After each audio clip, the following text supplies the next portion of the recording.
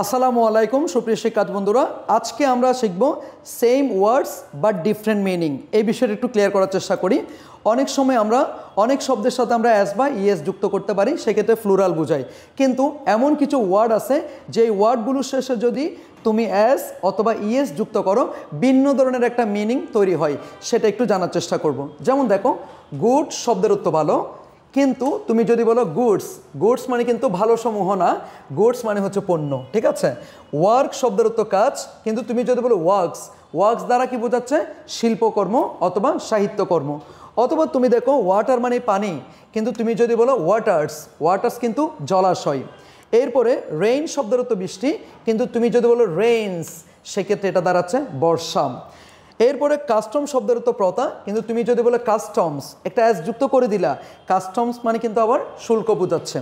এরপরে আসো স্যান্ড শব্দের অর্থ বালি, কিন্তু তুমি যদি বলো স্যান্ডস, সেক্ষেত্রে এটা দাঁড়াচ্ছে মরুভূমি। আশা করি বুঝতে পেরেছ।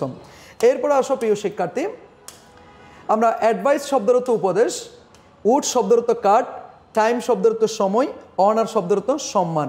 তবে আমরা যদি অ্যাডভাইসের সাথে ইএস যুক্ত করি, সেক্ষেত্রে এটার মিনিং দাঁড়াবে সংবাদ। এরপরে দেখো উড শব্দের অর্থ কাঠ, কিন্তু আমরা যদি বলি উডস, উডসের অর্থ দাঁড়াচ্ছে বন। এরপরে টাইম শব্দের অর্থ সময়, কিন্তু তুমি যদি বলো টাইমস, টাইমস মানে হচ্ছে কি বার, 2 টাইমস 2 বার, 3 টাইমস 3 বার। এরপরে আসো অনার শব্দের অর্থ সম্মান, কিন্তু তুমি যদি বলো অনার্স, অনার্স মানে হচ্ছে পুরস্কার।